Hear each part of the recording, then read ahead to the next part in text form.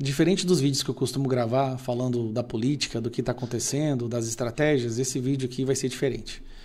Esse vídeo eu estou gravando para o nosso presidente Bolsonaro. Como vocês sabem, o Alexandre de Moraes me proibiu de visitá-lo. Até agora eu acho que a única pessoa que foi proibida por Alexandre de Moraes de visitar o Bolsonaro fui eu.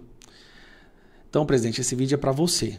Hoje eles me confirmaram, ambos, que virão a Washington durante o julgamento do Jair Bolsonaro. Na quarta-feira, portanto, já no segundo dia de julgamento, o Eduardo e o Figueiredo devem chegar a Washington. Segundo o Figueiredo, foi um convite da administração Trump. E o Eduardo disse que eles vão, sim, abastecer a Casa Branca com informações sobre o desenrolar do julgamento. Mas eles se recusaram a me contar com quem que vão se encontrar, quem são as pessoas, onde estarão. O que a gente sabe é que é possível que ambos fiquem na cidade até o fim do julgamento, que está previsto aí para o dia 12. E há, de fato, uma grande tensão, Diego, porque tanto do lado dos bolsonaristas quanto do governo Lula, existe aí uma percepção de que é muito provável que tenhamos, que vejamos novas ações dos Estados Unidos em relação ao Brasil, conforme vá ficando claro aí o placar em relação ao julgamento do presidente Bolsonaro. E ele próprio, né, segundo os nossos colegas apuraram aí em Brasília, ele próprio acredita que vai ser condenado, né? Talvez por isso essas informações estão chegando nos Estados Unidos e de lá para cá a informação que nós estamos tendo é que a cada voto condenando o ex-presidente Bolsonaro será emitida uma Magnitsky diferente para cada magistrado em tempo real. Ou seja, não vai haver complacência que está havendo até o momento com o ministro Moraes. Inclusive, a dele será apertada. Essa é a informação que já estão circulando por aí, fazendo circular. E a dos outros, a Magnitsky dos outros, já vai chegar no padrão mais alto. No padrão mais alto. Ou seja, o tempo vai fechar, a terra vai tremer e o véu do templo vai rasgar de cima a baixo. E vai ser tarde demais depois para falar em amizade de 200 anos, Marcília. Os caras não estão enxergando isso, estão cegos. Ou seja, durante o julgamento, ministro que votou, por exemplo, Flávio Dino, votou pela condenação, Magnitsky no topo. Carmen Lúcia votou pela condenação, Magnitsky no topo, só para começar. Então, quer dizer, de novo, a terra vai tremer, né, Marcília? Não, vai tremer e é interessante, né? Porque, enfim, vai ficar difícil eles dizerem que depois, se der algum problema, foi um lobo solitário, né? Ou agiu sozinho. Vamos nos aqui lembrar que nós estamos diante de um preso, né? Veja, ele está preso, né? Domiciliarmente, mas está preso. E mesmo depois de ser encarcerado, isso fatalmente acontecerá se ele não tiver algum tipo de laudo, né? Essa é uma expectativa, também existe, até pela idade, etc., enfim, que possa em algum momento, eu acho que a defesa deve estar pensando nisso, a defesa do Bolsonaro, em apresentar algum tipo de laudo médico que impossibilite que ele saia da prisão domiciliar. Se não acontecer isso, e ele for levado à papuda, veja, isso é por conta e risco das autoridades que promoveram esse absurdo. Aliás, rompendo até com a tradição e jurisprudência do próprio STF ao prender outros ex-presidentes. E o ponto aqui é que essa questão da segurança está nas mãos do Estado. Um preso, ele está sob custódia do Estado. Se algo acontece a ele, é culpa do Estado, independente de ter havido ou não uma intenção de que houvesse um resultado danoso ao preso. Todo mundo sabe que o PT e essa facção criminosa, eles não perdem uma oportunidade de usar tragédia para avançar suas pautas. Rio Grande do Sul, aquela catástrofe que aconteceu lá. Eles usaram o Rio Grande do Sul para tentar censurar a internet e para roubar milhões e milhões com compra de arroz de outros países, que virou até o Arrozgate, ficou tão ruim que eles tiveram que recuar. Vídeo do Felca, recentemente, né, mostrando o que está acontecendo com as nossas crianças. Eles usaram essa tragédia para tentar censurar a internet. E agora veio essa atuação, essa ação hoje contra facções criminosas, contra o PCC, envolvendo postos. E lá vai o governo tentar usar isso de novo. Só que aqui tem duas coisas, tem um agravante, tá? E se eu te falar que o governo, a Polícia Federal, o diretor da Polícia Federal, eles não faziam ideia e eles não foram os protagonistas nessa ação. Quem começou essa ação foi São Paulo, foi a Polícia de São Paulo, o Ministério Público de São Paulo, do Tarcísio, malvadão, sabe?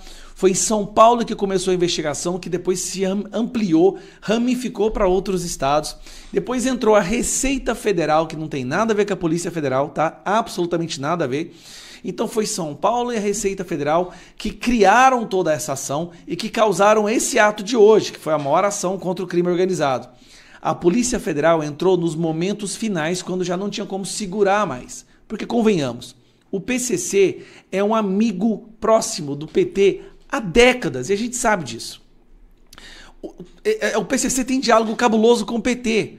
O PT jamais, essa polícia do PT, jamais ia criar uma ação contra a facção criminosa e o Comando Vermelho, sendo que a facção criminosa e o tráfico de droga financia a esquerda no Brasil. Agora vamos lá.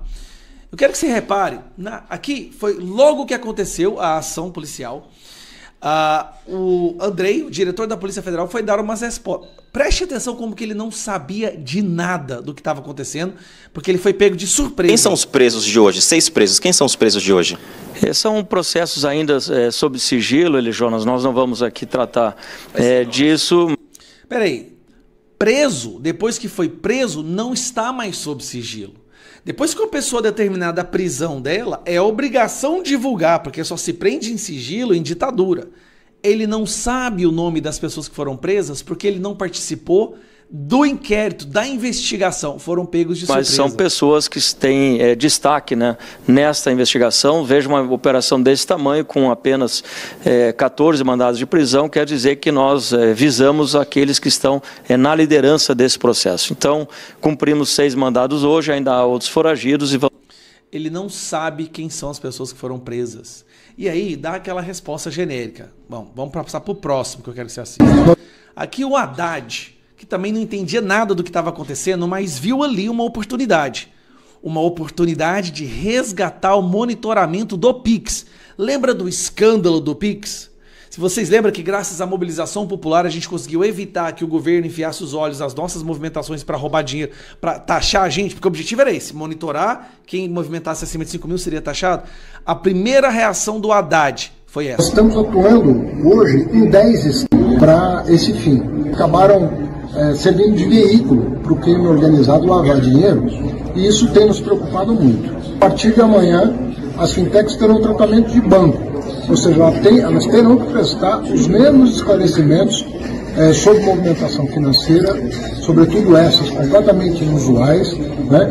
E nós vamos poder, a partir daí, destrinchar outros esquemas de lavagem de dinheiro com muito mais rapidez.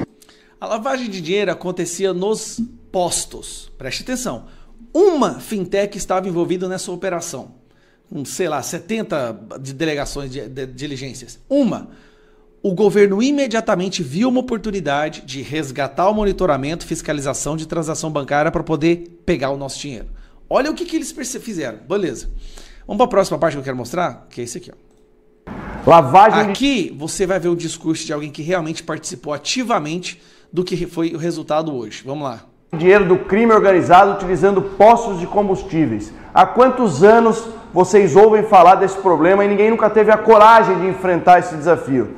Graças ao trabalho sério, competente, inteligente e integrado entre o Ministério Público, a quem eu rendo aqui as minhas homenagens, o meu agradecimento, as Forças de Segurança de São Paulo, lideradas pelo nosso governador Tarcísio de Freitas, que colocou a pauta do combate ao crime organizado como prioritária no nosso estado desde o início da gestão. Tem falas do governador em 2023 falando que nós enfrentaríamos a lavagem de dinheiro do PCC utilizando postos de combustíveis. Hoje deflagramos a maior operação da história para esse tipo de combate. Uma operação estritamente de inteligência.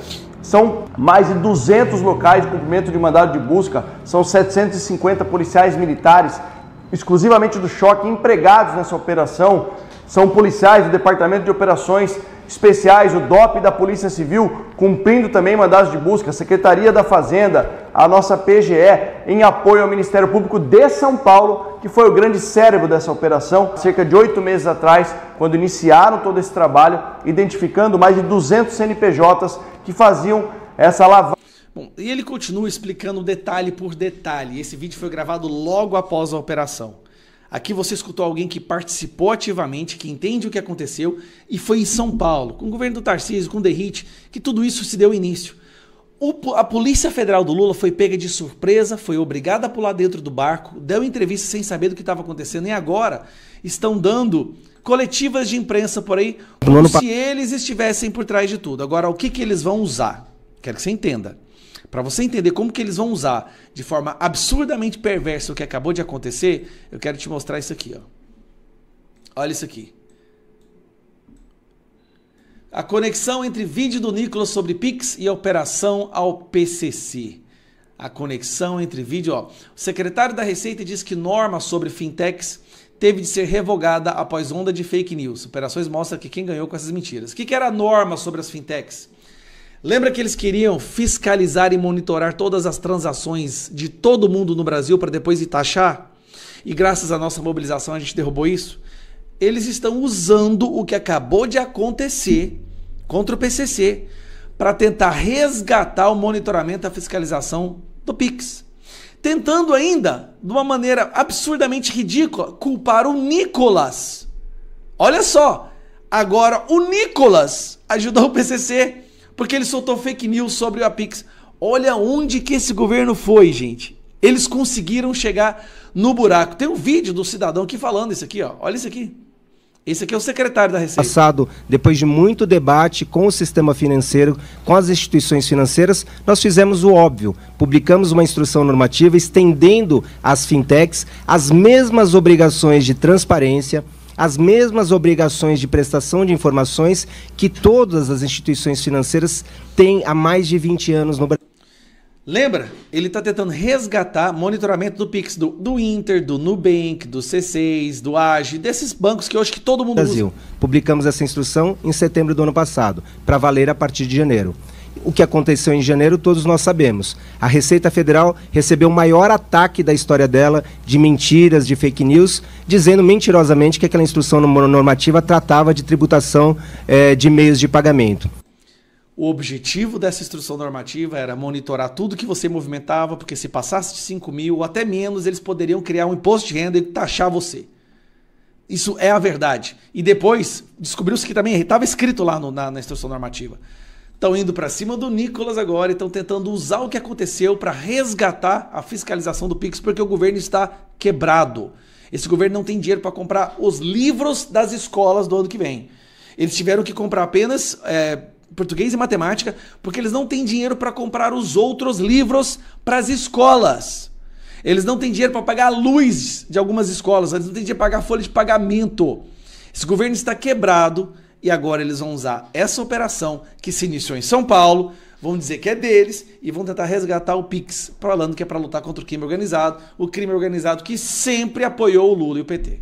A democracia que eu acredito, ela não condena pessoas que quebraram patrimônio público, cometeram um crime, mas que tem uma desproporcionalidade gigantesca quando se trata de crime organizado e crimes que acredito que essas pessoas que ficaram 2 anos sem nenhum tipo de condenação, mas presas em uma penitenciária, eu posso chamar isso de democracia. Até mesmo porque a esquerda cansou de fazer isso, inclusive em propriedades privadas, né, com o MST, e nunca sofreram nenhum tipo de condenação por isso. Até mesmo tem pessoas que, enfim, está aqui ao meu lado, que já defenderam aí depredação de patrimônio público, né, como ali no MASP, e simplesmente não aconteceu e não pediu nenhum tipo de condenação para essas pessoas.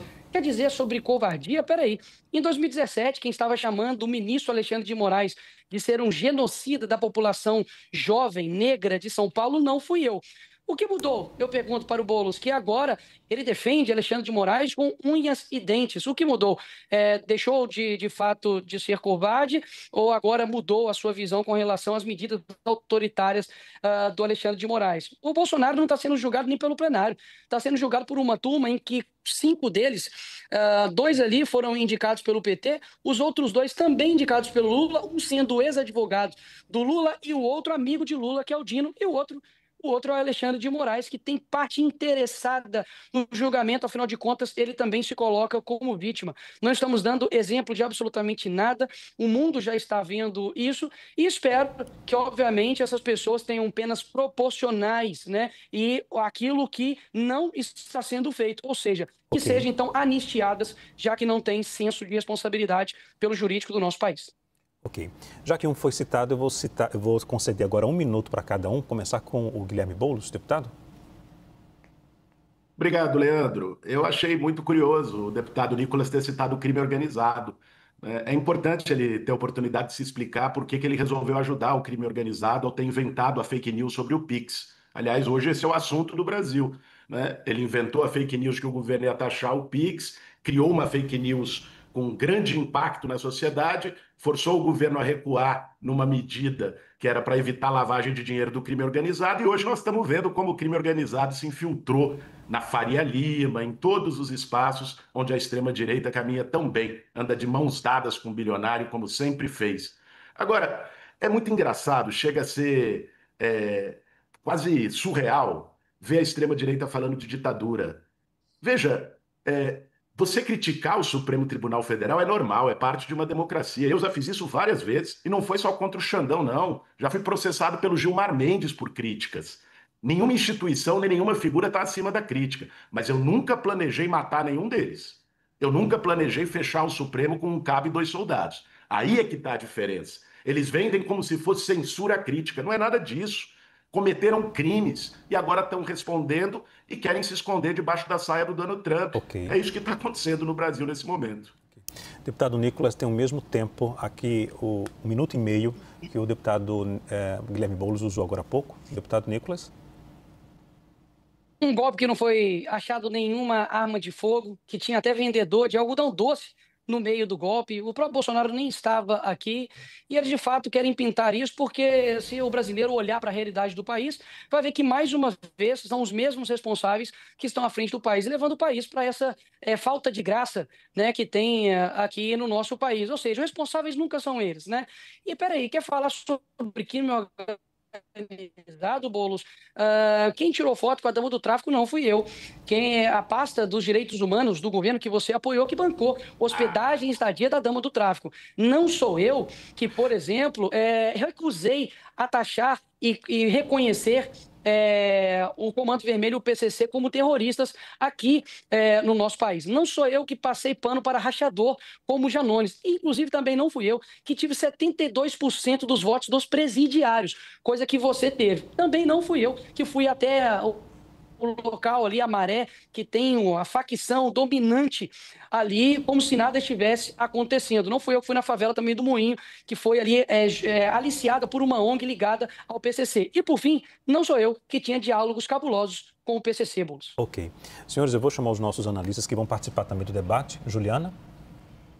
Deputados, voltando aqui à revista The Economist, a gente sabe que eles também afirmam que Trump acabou fortalecendo o presidente Lula. A pergunta é a seguinte: essas ações do governo americano, tarifaço, sanções, tiveram efeito contrário? Começo pelo deputado Nicolas Ferreira.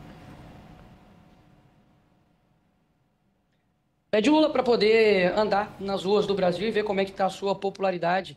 Mais uma vez, a esquerda ela é muito boa de narrativas, né, e de estratégias, porque a culpa nunca é deles, né? O problema, por exemplo, de hoje, nós temos aí praticamente 50 milhões de pessoas abaixo do crime organizado no país, deve ser do Bolsonaro, que governou o país em 4 anos. O problema de nós termos um péssimo saneamento básico, um péssimo IDH, não temos nenhum tipo de proposta com relação à educação no nosso país, idosos sendo roubados através do INSS, escândalos de corrupção acontecendo no nosso país, mas obviamente a culpa nunca é deles. Então, a economia não está indo para baixo por conta de uma decisão do Trump, não, pelo contrário, até mesmo porque essas decisões impactam empresas americanas. Não tem nada a ver aqui com as empresas brasileiras, não. A gente precisa ter diplomacia. Não é chantageando, não é provocando os Estados Unidos e criando uma falta de diplomacia que a gente vai atrair o nosso maior cliente, que coloca mais de 200 bilhões aqui de dólares de aporte no nosso país. Não xingando, por exemplo, a Elon Musk, como a já fez, que a gente vai conseguir atrair os Estados Unidos para cá. Não é falando que o Lula é um nazista, né, de moeda trocada, como o Lula diz, que a gente vai conseguir resolver esses problemas. O Brasil, por exemplo, é um país que está aí, que aumentou de 10% para 50%. Perdão, que aumentou de 10% a 50% a questão da tarifa, por falta de diálogo, por falta de diplomacia, e, obviamente, quem é o presidente é Lula, que ele resolva isso. Afinal de contas, ele disse que basta tomar uma cervejinha no bar que resolveria a guerra entre Rússia e Ucrânia. E até agora o que a gente vê são bravatas de um líder incompetente que a gente tem apoiado também por incompetentes. Deputado Guilherme Boulos, as medidas adotadas por Trump contra o Brasil tiveram um efeito contrário? Boa noite, Juliana. Só me permita notar antes que o deputado Nicolas Ferreira não disse uma palavra sobre como ele ajudou o crime organizado no episódio da fake news do Pix. Acho que ele está até com alergia de tanta mentira que ele fala, é um negócio impressionante, é uma avalanche de mentiras. Agora, Juliana... Isso a gente discute nos tribunais, Boulos. É evidente que a atuação do Donald Trump, ela deixou bem claro e bem nítido quem está de cada lado no Brasil. Quem defende o Brasil e quem defende os Estados Unidos e o Donald Trump. Aqueles que usaram símbolos nacionais para fazer politicagem, o deputado Nicolas é um deles, né? Agora estão aí defendendo o Trump e os Estados Unidos, batendo continência para a bandeira dos Estados Unidos quando os empregos no Brasil são atacados. O Trump, o que ele quer é levar emprego daqui para lá. Essa é a pauta dele, daqui do mundo inteiro, uma reindustrialização dos Estados Unidos. Essa é a proposta. E a gente ter lambibota, traidor da pátria, atuando para defendê-lo aqui no Brasil, é uma vergonha. Aliás, é uma vergonha para o Congresso Nacional que o Eduardo Bolsonaro não tenha sido caçado até hoje. Essa turma devia ter vergonha na cara para poder usar os símbolos nacionais depois de se alinhar com Donald Trump. E a propósito, né, o deputado Nicolas também citou rachadinha. Eu não tenho nenhuma acusação de rachadinha, né? Não tenho nenhuma acusação de mau uso do dinheiro público. Ele poderia explicar por que ele mandou emenda para o tio dele, que é prefeito em Minas Gerais. Sabe, Nicolas? Aquele seu tio, pai do seu primo, que foi preso por tráfico de cocaína. Não sei se era ele também que você estava querendo blindar na operação para defender o crime organizado agora. Sabe? Por que você não fez videozinho para explicar isso? Né? Só faz videozinho para contar mentira. Okay. Diz que a economia do Brasil está caindo e a culpa não é do Trump. De fato, a culpa não é do Trump, porque a economia não está caindo, meu caro. O Brasil teve o maior índice de crescimento nos últimos 3 anos, da década. O Brasil está com a menor taxa de desemprego da série histórica. Okay. Você não sabe o que fala. Né? Repetir, fazer gracinha no TikTok, na rede social, é uma coisa. Poder executar política pública, escutar, saber o que está acontecendo é outra. Lamentavelmente, você opta sempre pela molecagem em relação à seriedade. Agora, você é um deputado federal, né, tem responsabilidade, Juliana, deveria, no mínimo, conhecer os dados sobre o país. A minha citação. Você pretende legislar. Por favor, deixa eu me interromper aqui. Primeiro, eu peço para os dois não interferirem na fala de cada um. Já que um foi citado, eu vou dar agora 1 minuto para cada um. Começar com o deputado Nicolas Ferreira. E eu peço que cada um respeite a fala do outro. Assim, os dois terão um momento para comentar também e debater. Além de mentiroso, você é burro, né, Boulos? Porque o meu tio não é prefeito de nenhuma cidade. Isso é mentira sua. O meu tio, ele foi candidato a prefeito. Eu mandei emenda para a cidade de Nova Serrana, que foi a cidade que eu tive mais votos proporcionais, 40%, coisa que você não sabe, né, que é ter votos. Pelo contrário, você tem experiência em perder eleições, coisa que eu não tenho. Agora, qual é o problema de eu mandar emendas para poder ajudar a pavimentar uma cidade? Você está querendo dizer que isso tem algum tipo de relação com o meu primo ser preso? Imagina se todo brasileiro responder pelos crimes que os seus parentes cometem. Agora, na falta do que me acusar, você fala a respeito disso, querendo inclusive me atrelar aqui agora a questão do meu vírus do PIS com crime organizado. Você, Boulos, literalmente, assim, é sem brincadeira mesmo, te falta capacidade mental para poder atacar o seu opositor. Você foi, sabe, despreparado aqui para o debate, falta de assessoria, porque é tudo isso que você tem para me atacar. Você acha mesmo que eu, que sou uma pessoa que não tem pingo de processo sobre nada de corrupção, você acha mesmo que vai colar que eu estou ajudando o PCC e CV? O teu governo, que você apoiou, que tem diálogos cabulosos com o PT. Eu peço mais um tempo aqui para finalizar, porque não é qualquer tipo de acusação, né? É uma acusação muito séria e eu só não estou delongando mais isso aqui, Boulos, porque obviamente isso vai ser discutido na justiça. Você acusar um deputado de ter uma relação, ter ajudado o crime organizado, é algo muito sério. As suas risadas, e como diria o Olavo, depois você pesquisa a continuação dessa frase, risadinha é argumento de pesquisa e depois me fala. Obrigado, Leandro. Deputado Guilherme Boulos, mesmo tempo, por favor. Obrigado, Leandro. Mais uma vez, ele não respondeu por que que ele atuou contra o Pix, fez fake news, o que, como foi demonstrado na operação da Polícia Federal com o Ministério Público e a Receita hoje, contribuiu para a lavagem de dinheiro do crime organizado. Deve ter algo para esconder. Mas nós podemos falar de mais coisas, Nicolas. Não é? Por que que você e o seu partido são a favor da PEC da blindagem para favorecer parlamentares e garantir mais privilégios para os parlamentares? Você diz que defende o povo, você diz que é contra o sistema. Por que que você não defende que 90% dos brasileiros deixem de pagar imposto de renda só porque a proposta é do Lula? Por que que você não defende taxar bilionários? Por que que você nunca disse uma palavra sobre os juros de agiotagem dos bancos no Brasil? Não é? Você é uma hipocrisia ambulante, Nicolas. Né? Eu não tenho falta de assessoria, tenho muito bons assessores. Mas se tivesse, melhor seria ter falta de assessoria do que falta de caráter, como você e a sua trupe da extrema-direita têm. Vocês não têm, inclusive, a hombridade de responder por aquilo que fazem.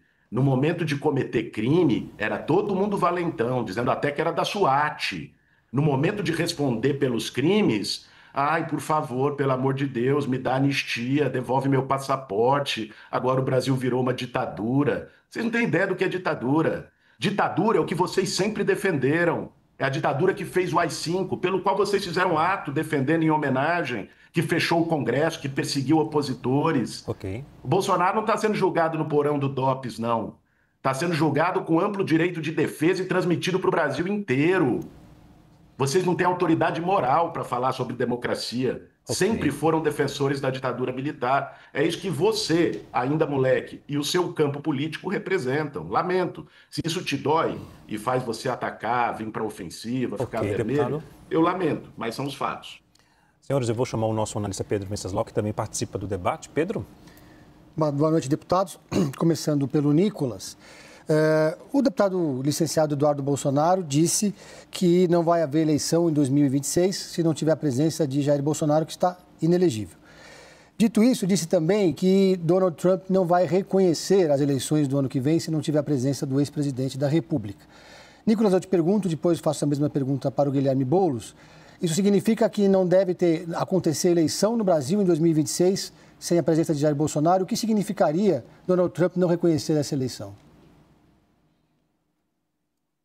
As eleições de 2026 sem o Bolsonaro é uma clara tentativa de burlar o processo eleitoral, porque, afinal de contas, saem pesquisas todos os dias mostrando que Bolsonaro ganharia de Lula. Ou seja, é muito fácil você tirar um oponente numa corrida eleitoral dizendo que ele cometeu um golpe, falando que é em defesa da democracia, inclusive, antes mesmo da condenação, o ministro pela democracia dizendo que já está preparando a cela dele. Ou seja, podemos dizer que já é um julgamento, né, com cartas marcadas? Óbvio, é um julgamento onde as pessoas têm parte interessada naquele processo. Suspeição para quê, né? Então é claro que eles não deixam o Bolsonaro concorrer à eleição, não por conta de corrupção, tá? Não tem uma linha de corrupção ali, nunca foi condenado por nada. Bolsonaro, inclusive, está preso por conta de um suposto golpe. Olha só, é necessário inventar algo para poder colocar o Bolsonaro calado. Ele literalmente não está podendo dar entrevistas, coisas que o ex-presidiário do Lula, apoiado pelo Boulos, pode dar, coisa que Champinha pode também dar entrevistas. Pode dar, por exemplo, também entrevistas Suzane Richthofen,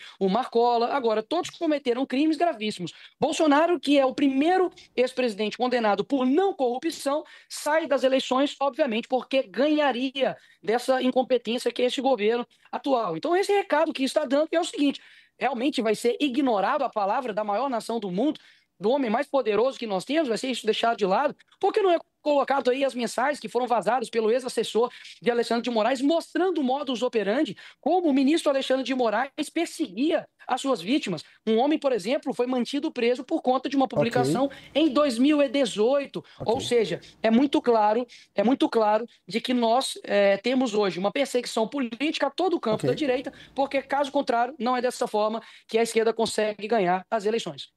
Deputado Guilherme Boulos, caso Donald Trump não reconheça a eleição no Brasil, qual é o significado disso aqui no país? Boa noite, Pedro. Bom, a atuação dos Estados Unidos para sabotar projetos soberanos na América Latina vem de longa data. Todo mundo sabe qual foi o papel do embaixador Gordon no golpe de 1964, que o bolsonarismo defende e exalta. Não é? Os Estados Unidos sempre tratou a América Latina e o Brasil como seu quintal. É assim que eles tratam. Por isso que eles ficam tão nervosos quando encontram uma autoridade aqui que diz: não, nós não vamos nos ajoelhar. Aliás, foi a capa do New York Times há algumas semanas, né, que o presidente Lula foi o único que enfrentou o Donald Trump, que é o que deve ser feito. Soberania não se negocia. É vergonhoso ver um monte de traidor, e ainda traidor com um mandato. Eu fico pensando, se o Eduardo Bolsonaro fosse deputado norte-americano e conspirasse contra o seu país, ele estaria a essa altura em Guantánamo, preso pelo Estado norte-americano. Essa é a realidade. O que essa turma está fazendo é uma atrocidade, mas que, de algum modo, tem o mérito de desvelar quem são eles, de mostrar quem são. Nunca foram patriotas, são traidores da pátria, são lesa pátria, né? São lambibotas dos Estados Unidos. O Trump está fazendo isso e tentará fazer até o fim até a eleição do ano que vem. Não tenham dúvida, vai haver tentativa de intervenção norte-americana, justamente para poder eleger um governante no Brasil que seja submisso, que se ajoelhe aos interesses dos Estados Unidos, que não é o caso do presidente Lula. Só que não conseguirão. Aliás, todas as pesquisas, diferente do que diz o Nicolas, que eu acho que não sabe nem de legislação, nem lê pesquisa, né, mostram que o Lula venceria no primeiro e no segundo turno, não apenas Jair Bolsonaro, como qualquer candidato bolsonarista. Né? O Lula vai se reeleger o ano que vem, defendendo a soberania nacional, defendendo o povo brasileiro. Né? O Bolsonaro vai estar preso na papuda e essa turma aí vai ter que aguentar, porque é assim, democracia é isso. Né? Nós sobrevivemos a 4 anos dos absurdos do Bolsonaro, agora eles aguentem e convivam com a democracia. Leandro.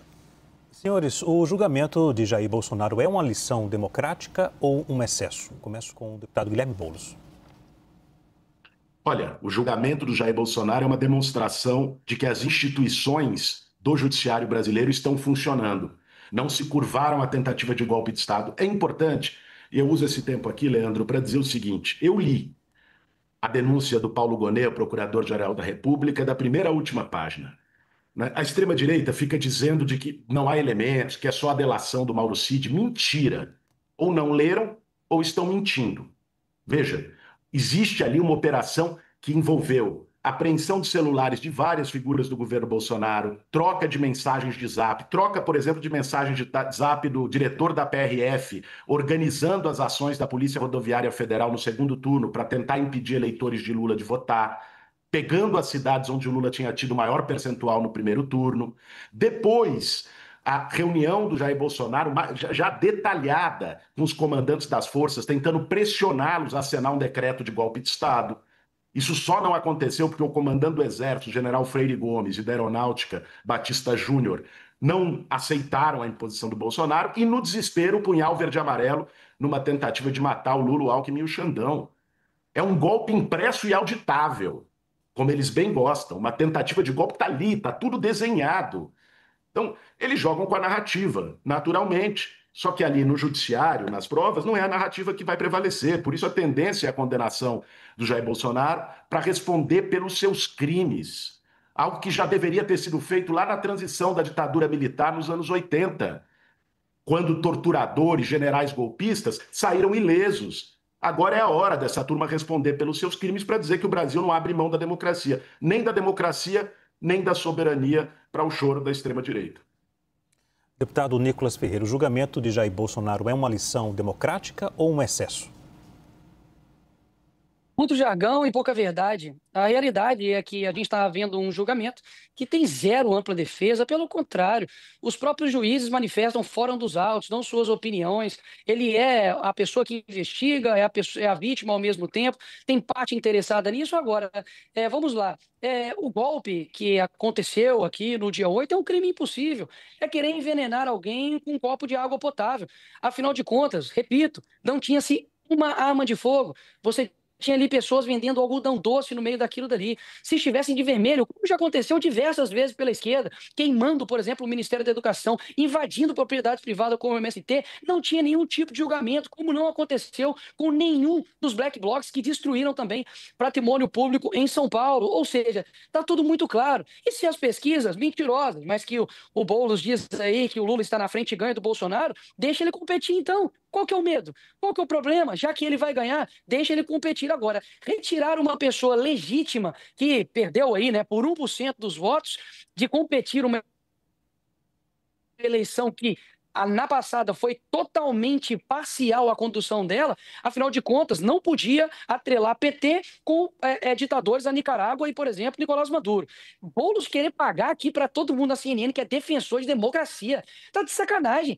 Defensor de Nicolás Maduro, que passa tanque de guerra em cima das pessoas, que exalta Che Guevara, que fuzilava homossexuais e negros, inclusive. Isso aí o Fidel Castro, na Folha de São Paulo, disse isso em entrevista, que se arrepende desses atos que fez, que levanta bandeiras da esquerda que matou dezenas de pessoas, milhões de pessoas no mundo inteiro. Que tipo de democracia é essa? Qual deputado que teve as suas contas derrubadas? Qual deputado foi cassado de esquerda? Nenhum. Agora, de direita, Daniel Silveira está preso por quê, senhores?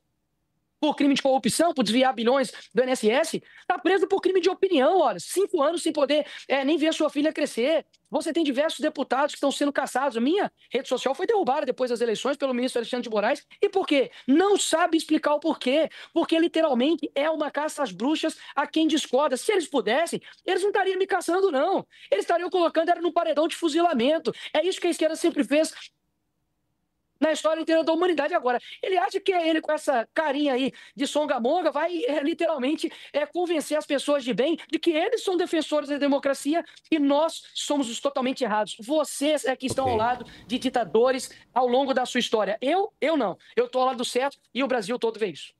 Senhores, para a gente encerrar, eu vou conceder 30 segundos para cada um. Deputado Guilherme Boulos. Como você é burro, Nicolas. Eu achava que era só hipocrisia, cinismo, mas é burrice também. Quem é democrata para você, cara? É Brilhante Ustra, que torturava mulheres com ratos na vagina? Ele que o seu chefinho Bolsonaro disse que tinha como ídolo. Qual é a autoridade moral que você acha que tem para falar sobre democracia? Você é moleque, tá vendo agora as coisas, mas você se alinhou a um campo político que historicamente não só defendeu ditaduras, como praticou, torturou gente, matou gente. Não seja irresponsável. Ser burro, todo mundo tem o direito de ser e você está exercendo o direito, normal. Agora não seja irresponsável e leviano com a memória das pessoas que perderam gente querida pela ditadura militar brasileira. Ok. Deputado Nicolas Ferreira, mesmo tempo. 1 minuto. Boulos, você não consegue nem respeitar o tempo, cara. Seus 12 neurônios não deixam. Presta atenção aqui. Não adianta fazer jargões midiáticos, tentar colocar, basicamente, pintar uma figura do que eu não sou. Quem está ao lado de ditadores são vocês. Quem literalmente tem guiado esse país a um desastre são vocês. Mais uma vez, não sou eu que nego a reconhecer CV e PCC como terrorismo, que tira foto com dama do tráfico e banca ela, e que basicamente tem uma vida que a única coisa que você tem que dizer sobre mim é de moleque. Eu não tenho nenhuma vergonha sobre a minha juventude. Eu teria vergonha de ter a sua idade e continuar comunista. Polícia Federal teme que Bolsonaro fuja no porta-malas de um veículo ou fantasiado. Por isso recomenda agentes 24 horas dentro da casa de 2 presidentes. Bolsonaro vai se fantasiar de quê? É sério, vai se fantasiar de quê? Não, sério, vai botar o quê? Uma roupa de Batman e sair na calada da noite? Vai se fantasiar da Xuxa? Isso é a imprensa brasileira. Aí depois o pessoal vai falar, não, olha só, a imprensa é parcial, a imprensa... Não, você tá exagerando, né? O jornalismo profissional, né, que merece super respeito. Aí quando você sai da opinião de uma pessoa como Sakamoto e consulta juristas, e normalmente os juristas que a imprensa se aconselha, sempre tem uma tendência mais à esquerda, mas ainda assim, juristas criticam o pedido da Polícia Federal de Lula, né, de colocar a PF dentro da casa de Bolsonaro. Eu não vou dar play aqui nesse vídeo, porque é só explicando, né, falando que é um negócio assim, totalmente descabido, irreal, sabe? Que você fala assim, cara, Você vê que é chamado, ó, especialistas vêm dando a privacidade e solução exótica. É uma solução exótica, ou seja, não tá nem no papel, não sabe nem de onde tiraram esta ideia. Não sabe nem de onde tiraram essa ideia. Fala assim, cara, os termos são bons, né? Toda vez que alguma medida que não tá no papel, eles inventam algum nome pra não falar que... Ah, não, isso aqui é um... Enfim, né? Eu não sou jurista, é melhor ficar quieto. Acho que vocês já conseguem imaginar. E aí não para. Depois da decisão de querer colocar basicamente um policial para dormir com o Bolsonaro, agora a AGU de Lula quer cobrar da família Bolsonaro custo de escritório contratado nos Estados Unidos. Aí tu se pergunta por quê? Porque em tese aí o Brasil tá tendo prejuízo por tarifaço, isso, aquilo, outro, etc, tudo mais. Aí eu fico pensando, quando as ONGs, quase todas, principalmente as que operam em questões ligadas ao meio ambiente, quando elas vão lá na Europa militar, como foi, por exemplo, a turma da PIB, de onde veio a Guajajara, para que a lei lá europeia, né, do diligence, que força aí que alguns setores comprovem que o produto deles vem de áreas que não são desmatadas, toda aquela ladainha lá, você tem que provar que você é inocente, né? Você é culpado até que você prove que você é inocente. Você não é mais inocente. E aí quando faz isso, que acaba por encarecer, né, todo um processo, e às vezes até tirando algumas pessoas, trazendo prejuízos econômicos para o Brasil. Nas situações também, a gente vai poder cobrar das ONGs, vai poder cobrar a turma do governo Lula. Quando o governo Lula toma uma decisão ou faz qualquer movimentação que no final do dia também traz prejuízo econômico do país, a gente vai poder processar o Lula, vai poder processar a Janja, vai poder processar o PT. É o nível que as coisas estão chegando. Uma coisa é você tentar um vínculo causal, sei lá, na questão de depredação de patrimônio público. O cara vai lá, destruiu, é beleza, você sabe que você está cobrando. Ou então, quando você fala do quê? Sei lá, patrimônio público, roubo, o cara roubou lá 2 bilhões, você fala, tem que devolver 2 bilhões, tu roubou do erário. Mas assim, não, o tarifaço, mas como assim? É culpa só de Bolsonaro, estritamente da família Bolsonaro? De quanto é o prejuízo? Realmente dá para calcular, não dá para calcular? Entra em tantas coisas que você fala assim, no final do dia, é só uma máquina de perseguição. É só uma máquina de perseguição. No mínimo, como diz os juristas, uma solução exótica. E ainda acho que não vai servir de nada, né? Esse escritório aí contratado pela equipe do Lula. Mas vamos ver. Para por aí? Não. O dia de ontem rendeu. Calma que não tem mais. Não é só essa aqui, não. O PT aciona a PGR e acusa Trump de influenciar o partido de Bolsonaro. Aí tu vai ler essa peça e eu acho que vocês até vão identificar algumas movimentações como hipócritas.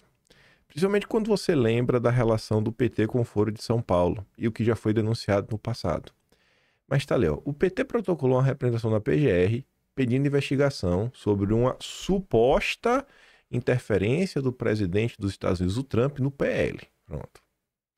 Aí você vai lendo, né? Você fica, tá, e isso daí é baseado no quê? Bom, o documento foi apresentado dia 25 de agosto pelo conselheiro de ética do PT em Sapucaia do Sul, Leonardo Carvalho Bastos. Na manifestação, o dirigente solicita uma investigação criminal, administrativa e principalmente eleitoral a respeito de interferência direta em partido político no Brasil, no Partido Liberal atribuída a Trump. Segundo o texto, o objetivo seria tomar para si o controle do PL com apoio de Bolsonaro e outros. Pronto. Trump agora vai ocupar o lugar do Duda Lima, que é o dono do Valdemar. Aí tu continua. A denúncia se baseia no quê? Aí você tem que se perguntar, né? Qual é a base dessa denúncia? Relatos de Maria Cristina Mendes Caldeira, ex-mulher do Valdemar. Ela afirmou em encontros com representantes do PT, em 18 de maio de 2024, que Trump tentou oferecer ajuda financeira em um processo judicial nos Estados Unidos em troca de apoio para retirar Valdemar da presidência do PL. Se Trump ganhar a eleição no dia seguinte, Valdemar está fora do PL, disse Maria Cristina segundo a peça. Disse ela, ou seja, é no disse-me-disse. Uma ação com base no disse-me-disse da ex-mulher do Valdemar Partindo de uma afirmação que se Trump ganhar no dia seguinte, Valdemar tá fora. Trump ganhou, Valdemar tá fora. Valdemar tá fora do comando do PL. Então, assim, a própria afirmação já é mentirosa. Isso serve de... Não importa. Não importa. Esse é o PT. É uma máquina de perseguir. Aí continua. O documento também aponta que Elon Musk teria reforçado a pressão enviando mensagens e links à testemunha com críticas à esquerda brasileira. Segundo a denúncia, houve ainda atuação de um emissário ligado à Partido Republicano de Nova York. Pronto. Eu quero ver essas mensagens. Cadê essas mensagens do Elon Musk? E botou ali, a testemunha que a mulher do Valdemar, o Elon Musk mandou mensagens para ex-mulher do Valdemar. Rapaz, esse roteiro aqui é a cara do PT. Na manifestação, o PT pede abertura de ação de impugnação de mandato contra Eduardo, Flávio, Carlos Bolsonaro e o apensamento da apuração inquérito 4921, que trata da suposta tentativa de golpe de Estado, e também solicita a cassação do registro do PL e consequente extinção do partido político. A peça destaca que a tentativa de dominar um partido político como o PL violaria a Constituição e a lei dos partidos, que proíbem a subordinação a governos estrangeiros e uso de recursos externos. Isso daqui é ou não é a denúncia que sempre foi feita sobre o PT de servir ao Foro de São Paulo e por isso o PT deveria ser extinto? Aí tem gente que vai falar, olha lá, não fez o que o Olavo mandou, porque o Olavo falou que tinha que combater os inimigos, caçar o registro do PT. Tá, mas quem que faz isso não é o judiciário? O PT tá acionando o judiciário. Tá na mão do judiciário. Tu acha que se fizesse... Isso já foi feito com o PT, né? Mais de uma vez. Ainda que tu apresente documentos concretos, tu acha que tem uma chance de avançar? Mas quando é contra a direita, basta o relato da ex-mulher de Valdemar para petistas, que já é o suficiente para os petistas entrarem com a petição, a peça, cobrar PGR, já está aí na imprensa empurrando. Esse é o Estado Democrático de Direito. E se você não acha que isso daqui é normal, você é golpista.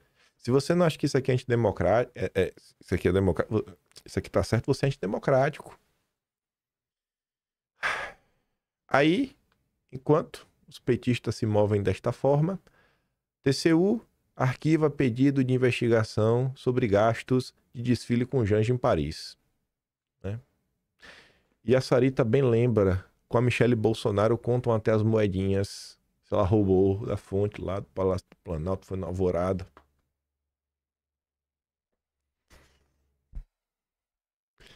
O tratamento, né, no Brasil é sensacional.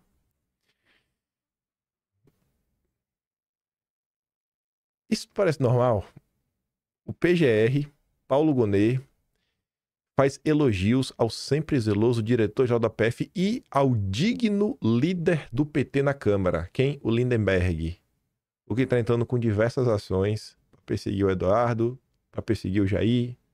O Lindenberg acabou de entrar com um pedido para prender o Jair, para botar a PF dentro da casa do Jair. O digno líder do PT. Aí você se pergunta, e o que é que Lula faz diante de uma coisa dessa, né? Para tentar dar uma acalmada nos ânimos. O que é que o Lula faz? Lula antecipa a recondução de Gonet na PGR como resposta a Trump. Ainda tem mais 4 meses, né? Só encerra no final agora de 2025. Mas Lula já anunciou a recondução, que obviamente vai passar lá no Senado. Um exímio procurador. Lula decidiu antecipar a recondução de Gonet para a chefia da PGR como uma resposta à decisão do governo Trump de revogar o visto do procurador. Lula, segundo o ministro do Palácio do Planalto, ouvidos pela coluna, foi informado oficialmente nesta terça, né, dia 26, que o visto de Gonet havia sido cancelado, assim como o do ministro da Justiça, o Ricardo Lewandowski. Então tá aí, os vistos realmente foram cancelados. Como Paulo Figueiredo falou, né, do Lewandowski, tá aí agora. Realmente foi cancelado. Mas vamos lá. Olha para esses números aqui. Eis o mapa do aparelhamento do judiciário. Né? No Supremo, de 11 juízes, 8 indicados por Lula e Dilma. Essa informação não está certa. Tá certo. Porque um é o Gilmar Mendes, que foi indicado pelo FHC. Então tá certo. STJ, de 34, 28 indicados por Lula e Dilma. Desembargadores, 141. 92 indicados por Lula e Dilma. TRF4, 27. 22 indicados por Lula e Dilma. Com essas informações em mente, vejam isso daqui. Passou batido aí aos olhos da rede social, né? Isso aqui foi publicado na madrugada de ontem, né?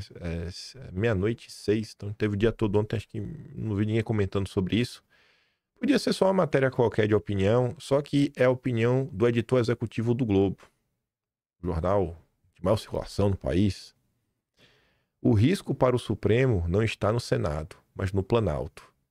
Aí você fica assim, tá risco de quê? O perfil dos escolhidos nos próximos anos poderá dominar o Supremo por décadas. Aí você começa a ler para entender o que é que o manda-chuva do Globo está falando. Esse aqui é o primeiro parágrafo. Em junho de 22, a Suprema Corte Americana, numa virada histórica, reverteu a decisão do Roe vs. Wade, que garantiu o direito ao meu corpo e minhas regras nos Estados Unidos. Um ano depois, novamente por 6-3, definiu que as universidades americanas não poderiam mais usar a raça dos alunos para selecioná-los. A guinada conservadora da justiça americana não se deu depois de uma ofensiva parlamentar que tenha levado ao impeachment de seus juízes ou aumentado o número de cadeiras, como prega a receita contemporânea de desconstrução das democracias. Foi obra da fortuna e do método do Partido Republicano. Além de usar sua maioria parlamentar para bloquear a indicação do Barack Obama, e esse aqui é um ponto que ter maioria no Senado ajuda muito. Se você tem maioria no Senado, você pode barrar quem você quiser. Você pode barrar quem você quiser. Mas tem maioria de verdade, né? Será que a gente vai ter? Eu falo pra vocês assim, maioria, né? Sem direita, né? Daquele jeito, né? Tipo Ciro Nogueira, né? A maioria. Mas a maioria sim, eu acho que tem. Enfim, apontar nomes ideologicamente leais e jovens que ficariam décadas na corte onde o cargo é vitalício. Bolsonaro já cantou em verso e prosa que sua maior missão em 26 é garantir a eleição de um Congresso abertamente conservador. Mais que isso, deixa claro que o foco está em assegurar, no Senado, uma maioria que permita a seu grupo enquadrar o Supremo. O som é a votação do impeachment de Moraes à frente. A preocupação é evitar o assalto bolsonarista ao Supremo. É assalto. Assalto, né? Se você eleger pessoas numa eleição democrática, é assalto. Você não pode, você está assaltando. Cria, no entanto, uma cortina sobre o que pode mais suavemente redefinir o futuro do sistema judicial brasileiro. A questão não está em quem chegará ao Salão Azul do Senado, mas sim em quem tomará posse no Palácio do Planalto. No próximo mandato presidencial, 3 ministros de perfil moderado. Veja quem são os moderados. Fux, Gilmar, moderadíssimo, e Carmen, só a nata da moderação, atingirão a idade limite de 75 anos e serão obrigados a se aposentar. O próximo presidente indica 3. Os 2 mais progressistas do tribunal, Barroso e Fachin, terão de pendurar toga em 33, né, que é o mandato seguinte. Depois desse grupo, as próximas saídas compulsórias só ocorrerão a partir de 2042. O perfil dos escolhidos nos próximos anos poderá dominar o Supremo por décadas. Desde o segundo mandato de Lula, o Supremo aproveitou-se muitas da omissão parlamentar. Gente, o que é? Até hoje eu quero entender o que é omissão parlamentar. Não existe omissão parlamentar.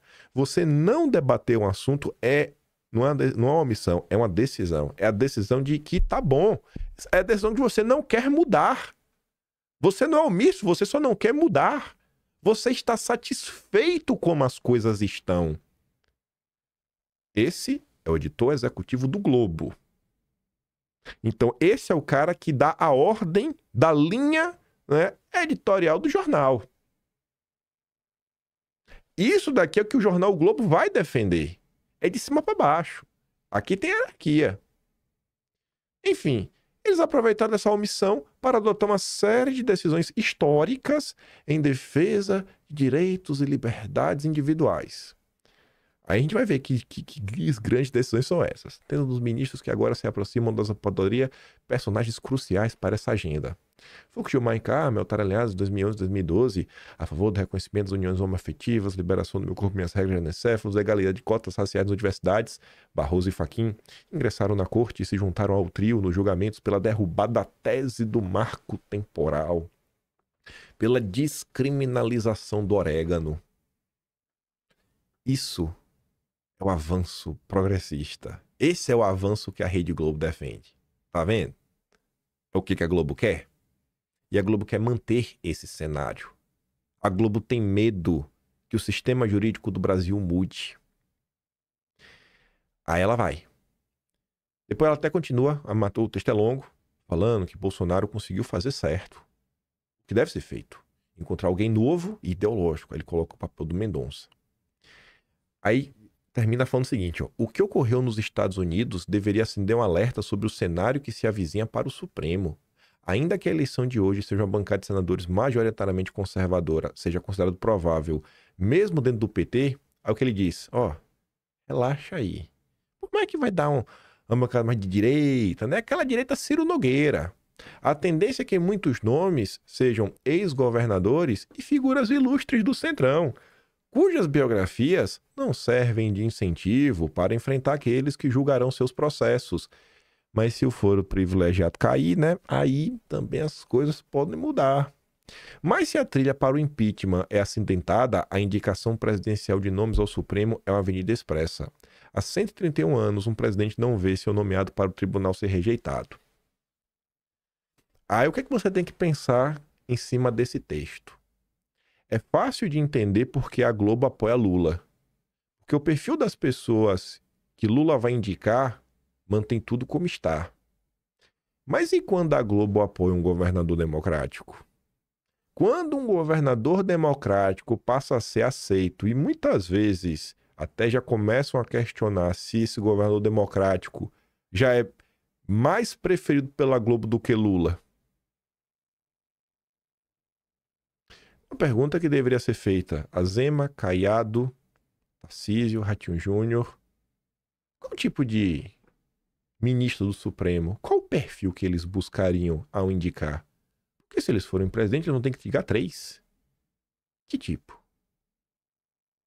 E seria também interessante a gente olhar, né? Quem eles indicaram para os tribunais dos seus estados quando a vaga foi aberta? Teve alguém que se deixou influenciar e, sei lá, indicar alguém aliado lá de pessoas que a direita tem total repúdio? Perguntas incômodas e que às vezes a resposta existe e se você for atrás você vai ficar ainda mais incomodado. Mas eu não vou dividir a direita. Não agora. Me dá mais 10 minutos. Ai. Tentar falar de uma forma mais leve. Mais leve. Para não se irritar logo, cedo. Mas vocês estão entendendo o ponto, né? Aí ontem, o Igor Gadelha veio falar que o plano de Moraes é mandar Bolsonaro cumprir pena na Papuda.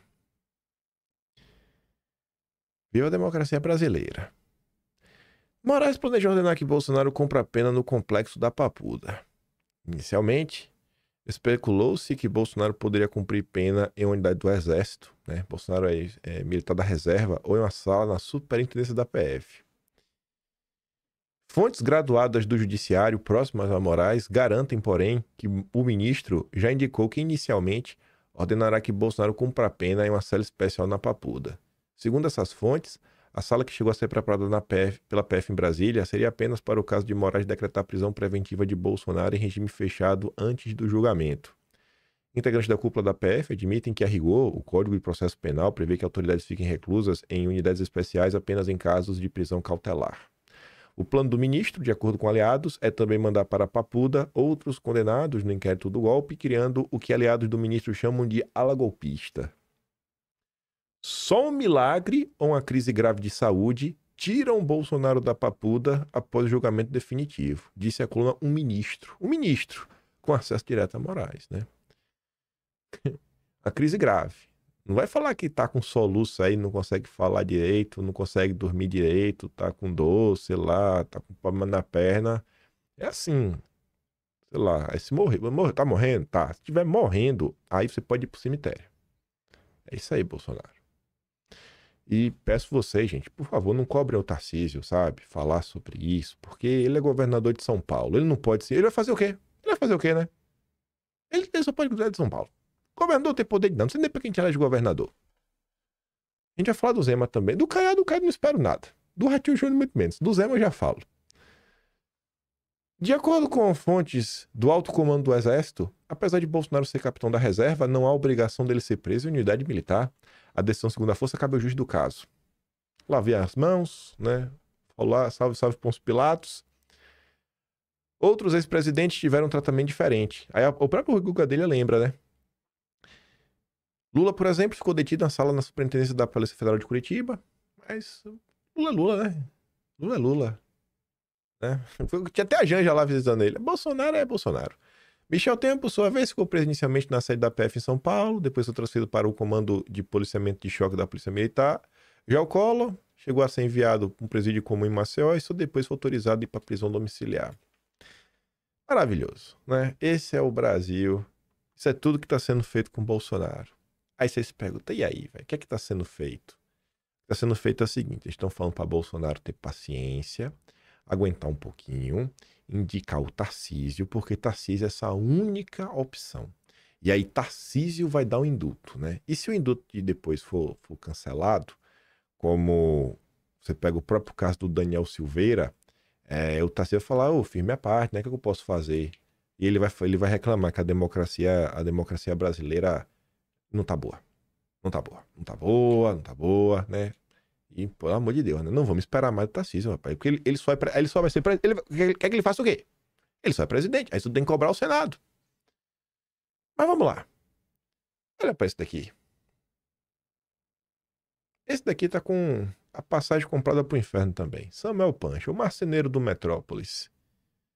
Fazendo piadinha, torcendo, né? Talvez incentivando aí que a Polícia Federal... Sei lá, velho. Meta logo o Bolsonaro no chilindró. A jornalista da Folha ficou ali de tocaia na frente da casa de Bolsonaro. Aí ele abriu o portão, botou ali o pé, né? Aí o Samuel Pancha tá falando, temos que investigar. E aí? Será que ele cruzou ou não cruzou a linha? Será? Cruzou ou não cruzou? Aí o canal Contra a Narrativa diz, né? Nunca se esqueça, todo regime autoritário precisa de seus palhaços de plantão. Os idiotas úteis que batem palma para o tirano. Sempre existiram, né? Na Alemanha...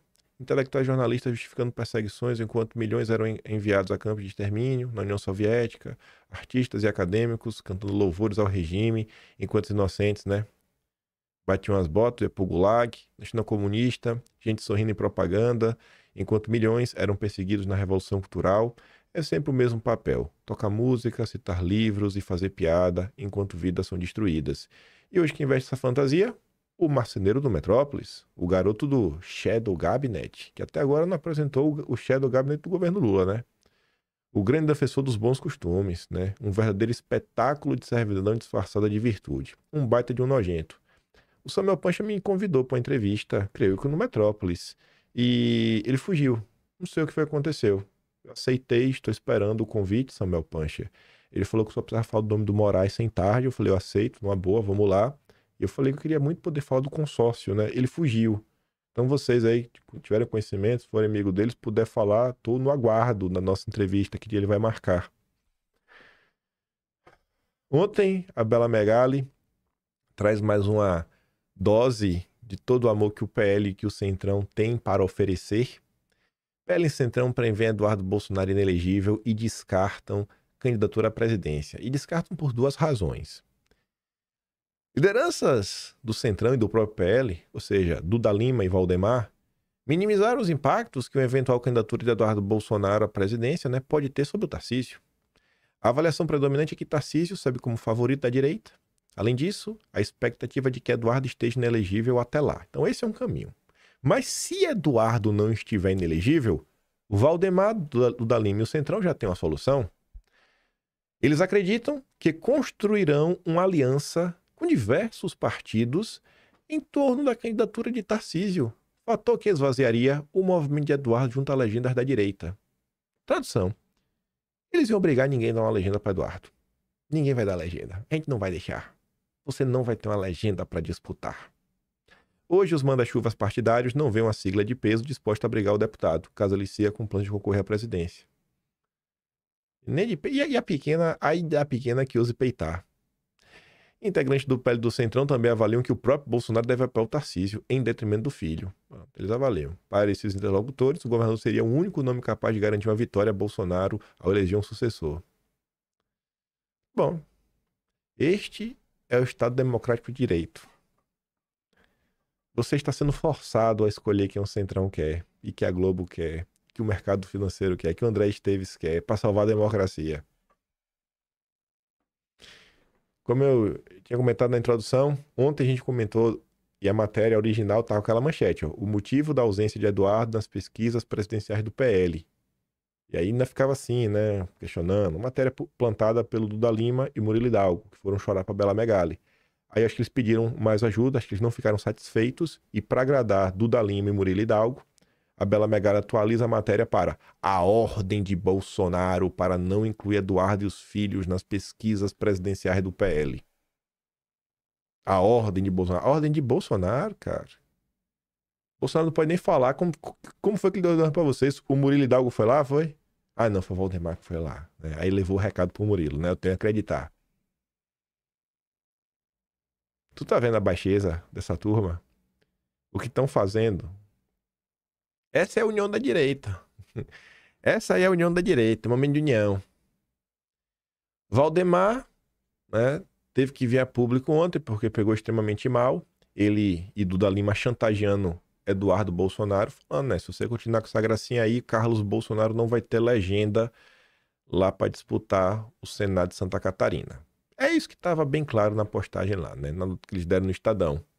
Aí pegou tão mal e recebeu respostas. O Carlos falou, ó, a gente vai subir o tom demais, viu? Que já tá ficando feio e insustentável. Vamos tentar ter um convívio minimamente decente. Aí agora vem o Valdemar. Nosso candidato a presidente é Bolsonaro, ou só ele escolher. É mesmo? E quanto ao Carlos, seguimos firmes em sua candidatura ao Senado por Santa Catarina ou qualquer estado que desejar. Tá bom. A Tsuki postou o print, como você pode ver aqui tá meio apagado, né? O que mostra que a Tsuki é bloqueada pelo Valdemar. Sei lá, uma das maiores apoiadoras do Jair, né? A Tsuki, e é bloqueada pelo Valdemar. Aí você vê que tem algo estranho acontecendo, né? O PL bloqueia e nem o Valdemar que usa o celular, né? Quem comanda aqui é a turma do Duda Lima. A turma do Duda Lima bloqueia pessoas que apoiam Bolsonaro. Veja o filme, veja todas as cenas. Prove com atitudes, Valdemar, porque até suas palavras são capengas. Eu não consigo comentar lá e não tem ninguém que acha, né, que Morro de Amores... E tem gente que acha, né, que eu morro de amores pelo partido ou pelo Valdemar, né? O Carlos postou essa imagem ontem e falou assim, ó, por que esse papo canalha de esperar as eleições do ano que vem para solucionar o caos jurídico e institucional que o país vive? Como é agora, pô? Vai esperar mais um ano. Até 1º de janeiro de 2027. Resolve aí, pô. Vamos resolver logo. Vamos parar de papo furado. Qualquer um sabe que isso é balela. A destruição total de direitos humanos não pode esperar. As pessoas estão sendo, né, perdendo suas vidas, tendo a arma retirada do corpo, sequestradas, impedidas de se expressar, sendo presas sem o devido processo legal e os mais absurdos atos vistos aos olhos de todos. O país não suporta mais tanta hipocrisia. Aí, diante disso, eu falei, calma que eu vou reclamar do Zema. Mais uma entrevista dele, mais uma chance dele de mostrar de que lado ele tá. E ele mostrou. Ele não se furtou a falar de que lado ele tá. Ai. A Tsuki diz, né? É a resposta dela para o Zema. O Zema, o interesse de uma nação é ser livre. Ao menos esse deveria ser o interesse, né? Veja o que a Andresa Matais pergunta e o que o Zema responde. Governador, essa tempestade aí foi movimentada pela família Bolsonaro, né? O Eduardo Bolsonaro está nos Estados Unidos, ele e o Paulo Figueiredo, que é um jornalista, e o Paulo Figueiredo nos disse aqui, numa entrevista essa semana, que eles funcionam ali como informantes do governo Trump, né? Eles levam as informações com relação ao Brasil e o Trump, obviamente, toma as decisões a partir do que ele é informado. Nesse sentido, na época em que essas medidas foram tomadas, né, do tarifaço, alguns governadores acabaram até comemorando um pouco essa retaliação ao Brasil. O senhor acabou de dizer o quanto o Estado está prejudicado e os incentivos que terão que ser dados para todo mundo que vai ser afetado com relação a isso. Essa conduta da família Bolsonaro para tentar salvar o Bolsonaro de uma prisão é legítima? Para tentar salvar Bolsonaro de uma prisão. É sobre isso que se trata, gente. As movimentações da família Bolsonaro são para salvar Bolsonaro da prisão? Andresa, ninguém está acima do interesse de uma nação, qualquer que seja essa pessoa, né? Pode ser o presidente, o ex-presidente, o papa, o senador, o governador, ninguém. Antes de tudo, o Brasil.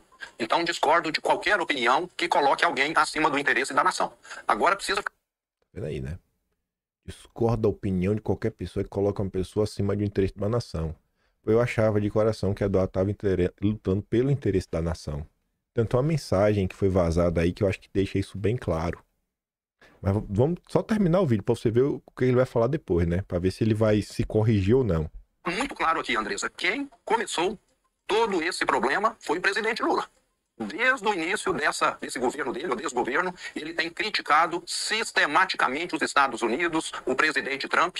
E nós temos de lembrar que o Brasil tem um histórico de relações comerciais, diplomáticas com os Estados Unidos e com todos os países do mundo exemplar. Nós não tínhamos no passado presidente que ficava criticando, opinando, questionando o dólar, e o presidente Lula, infelizmente, se colocou nessa posição. Ou seja, ele não se corrige, né? Aí, vamos fazer assim, ó. Vamos fazer assim.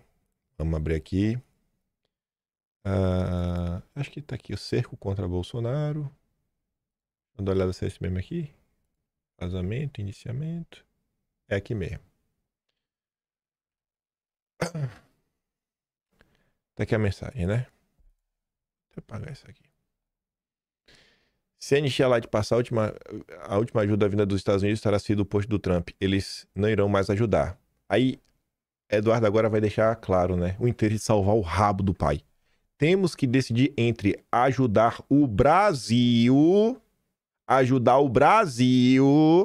brecar o Supremo e resgatar a democracia. A família Bolsonaro tá se movendo só pra livrar o rabo de Bolsonaro, Zema? Pois é, gente. E aí tem que lidar com aquele advogado, né? Que já entrou na coleirinha do Deltan. O Jeffrey Chiquini. Fala aí, Chiquini. Fala aí, falastrão. Baita de um falastrão, viu? Fala aí do Zema, pô. Fala aí do Zema. Falastrão demais, viu? Minha Nossa Senhora. Eu não aguento, velho. Eu não aguento. Mas a união da direita, não é momento de união. Porque ele vai lá no Supremo, ele fala as verdades duras. Ele lavou tua alma, né? Lavou tua alma mesmo. Massa. Tô feliz. Mário Sabino escreveu uma matéria ontem com um questionamento que acho que ele não dá nem se dá o trabalho de tentar entender. Ele colocou ali essa imagem que ele escolheu para a matéria dele do Metrópolis. Os Bolsonaro deixarão que o bolsonarismo sobreviva sem eles à frente? Eu acho que o Mário Sabino não quer entender nem o que é o bolsonarismo. E, curiosamente, o Reinaldo Azevedo escreveu ontem um longo texto, onde ele relembra muitas partes de outro texto longuíssimo dele, e tem uns pontos até interessantes, mas a matéria eu só peguei um parágrafo só, porque é muito carregado de adjetivação e a torcida do Reinaldo Azevedo. A manchete é essa aqui, ó. O jogo de Eduardo. É fatal que se pergunte qual será a escolha de Sofia. Que é basicamente o que o Mário Sabino está perguntando. E aí? Os Bolsonaro vão deixar que o bolsonarismo sobreviva sem eles à frente? E aí acho que tem um ponto que o Mário Sabino sequer se deu o trabalho de pensar, que é o seguinte: o que é o bolsonarismo? O que é o bolsonarismo? O bolsonarismo é o que? É um movimento só porque que o nome é bolsonarismo só por causa de Bolsonaro? O que o bolsonarismo defende, né? O que é ser bolsonarista? São vários questionamentos. E o Reinaldo Azevedo tentou pensar em torno disso. E eu acho que ele pensou até ok. Você tira aqueles cacuetes de jornalista e olha a parte central, você vê que ele tentou raciocinar. O Reinaldo Azevedo fala o seguinte, né? O bolsonarismo, como movimento político, que tem uma inegável dimensão de cultura de massas, também tem de falar a linguagem antissistema. Onde vocês discordam disso, do Reinaldo Azevedo, é realmente assim, um movimento de massas, um movimento do povão e um movimento antissistema. Então, assim, tem bolsonarismo sem Bolsonaro? Não sei. Agora, eu sei que não tem bolsonarismo sem antissistema, né? Não tem como. Tu consegue ver Bolsonaro sendo paparicado pela Globo? Eu não consigo. Tu consegue ver Bolsonaro paparicado pelos Soros? Ser defendido pelos Soros? Eu não consigo. Tu consegue ver Bolsonaro sendo paparicado por Klaus Schwab? Eu não consigo. É antissistema, bicho. O Supremo não... A pergunta é idiota, né? Perguntar, consegue ver Bolsonaro sendo paparicado pelo Supremo? Essa é a mais idiota de todos. Então, assim, é antissistema.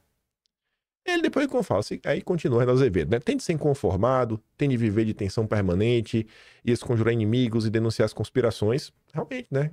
É falar. Não é ficar de vergonhinha. Teve algum momento que Bolsonaro se furtou de falar algo que ele achava que ele deveria falar, principalmente durante o Fica em Casa, o que ele achava que era certo, o homem falava, né? Vergonha de falar, Bolsonaro nunca teve. Será que os candidatos a serem os novos líderes da direita, algum deles tem vontade de ter esse comportamento, ser um cara inconformado com o estado atual das coisas, inconformado com o establishment, disposto a estar na tensão, brigar mesmo, assim, vou pôr minhas pautas para andar?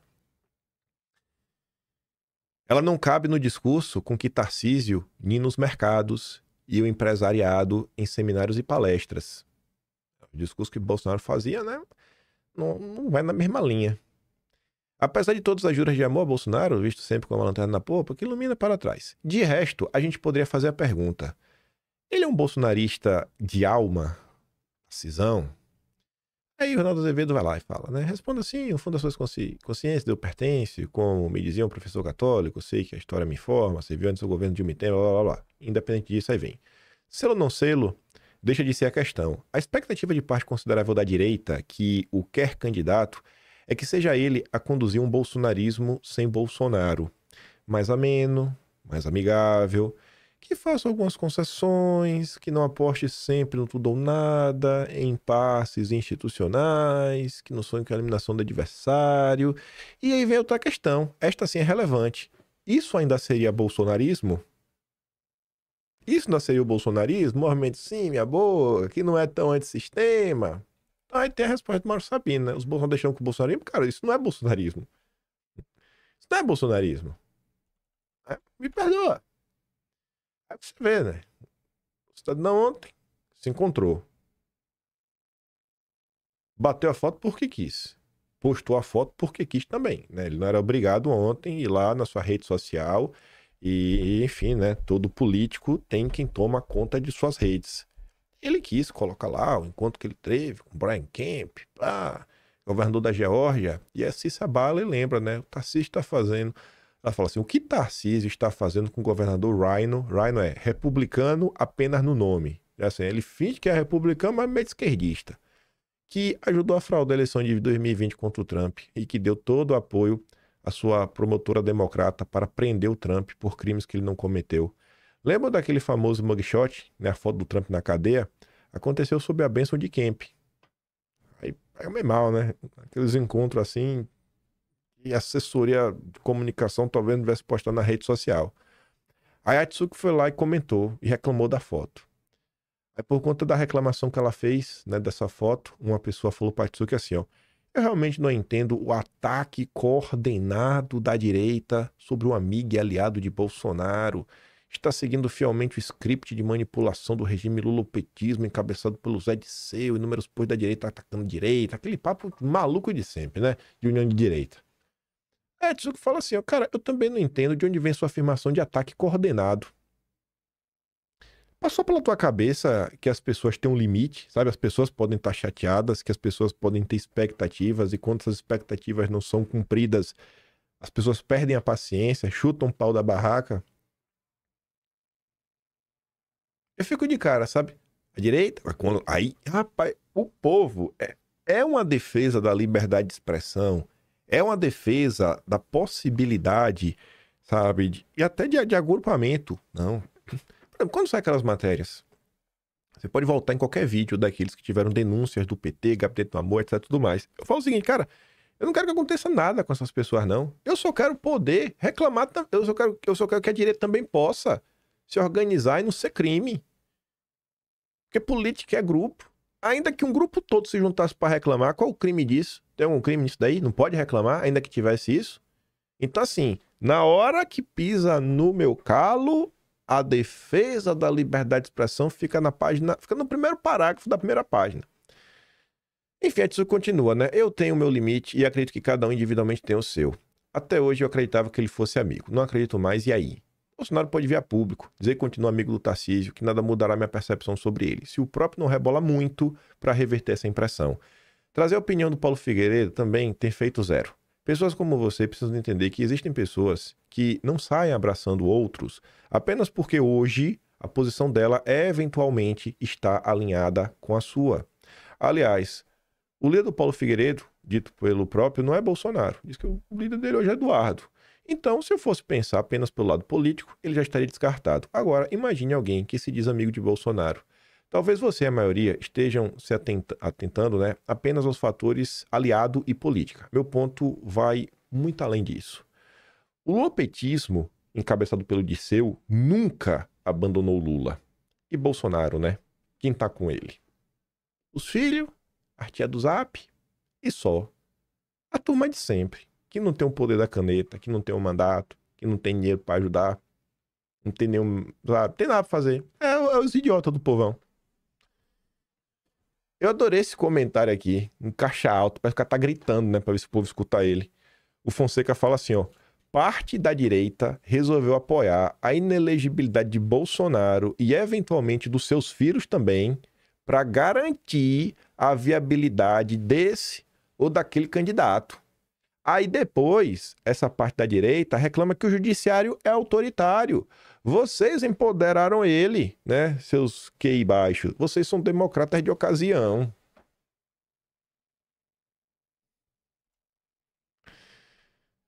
Como Eduardo virou uma figura de poder capaz de influenciar a Casa Branca.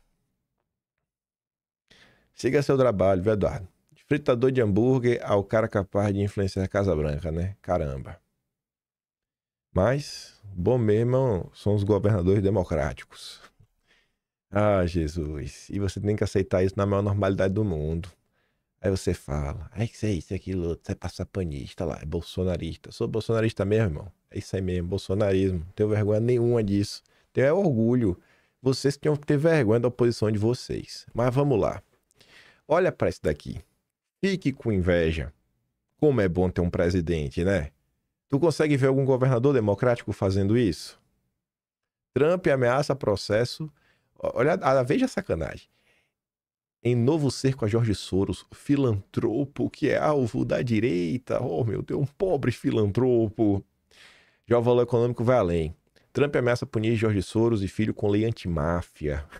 Legislação prevê punição a indivíduos acusados de coordenações fraudulentas e extorsivas dentro de empresas. O acrônimo é RICO, RICO, né? Aí, essa é a postagem. Soros e o seu maravilhoso filho, um esquerdista radical, deveriam ser acusados de rico por seu apoio a protestos violentos e muito mais em todos os Estados Unidos da América. Não vamos permitir que esses lunáticos destruam a América novamente, nunca dando a ela a chance de respirar e ser livre. Soros e seu grupo de psicopatas causaram grandes danos ao nosso país, e isso inclui seus amigos loucos da Costa Oeste. Costa Oeste é aquela região da Califórnia, né? Cuidado, estamos de olho em vocês. Agradecemos a atenção. É isso aí, velho. Eu tava passando no Twitter e aí eu vi o Cauã postando isso daqui e depois eu vi uma postagem que o Cauã tinha me enviado, eu fui atrás do Olavo. E eu fiquei pensando, né? Se o Olavo tivesse vivo atualmente, o que ele iria falar?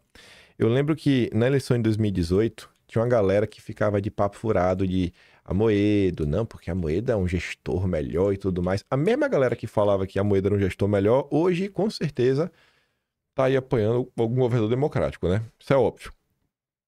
E eu lembro de Olavo falando da burrice dessa gente. Cara, o candidato é um só, é Bolsonaro e acabou. Enfim, eu acho que o Olavo sempre soube pensar, né, diante de fatos concretos da realidade. Observar as coisas e não ser um torcedor maluco. Aí vendo o que o Trump tá fazendo agora, olha essa postagem aqui do Olavo. É claro que um candidato puramente nacional, e aliás, nacionalista, se eleito à presidência, enfrentará resistências medonhas, tão grandes, talvez, como aquelas que Trump vem encontrando e nós padeceremos esse destino junto com ele. Mas o nosso dever não é fugir do destino, né? Bolsonaro, foi ou não foi verdadeiramente um candidato puramente nacionalista, né? Time patriota? Foi ou não foi? Qual era a previsão? Cara, ele vai enfrentar resistências medonhas, tão grandes, talvez como os que Trump vem encontrando. Na verdade, de Bolsonaro foram maiores. Ele falava, a gente vai padecer, né? Mas o nosso dever não é isso? É fugir do destino? Ou é encarar de frente? Isso foi o governo Bolsonaro. A galera falava que esse era mais ou menos o caminho que tinha que ser enfrentado para resolver o Brasil, né? Bater de frente com o estamento burocrático. E aí?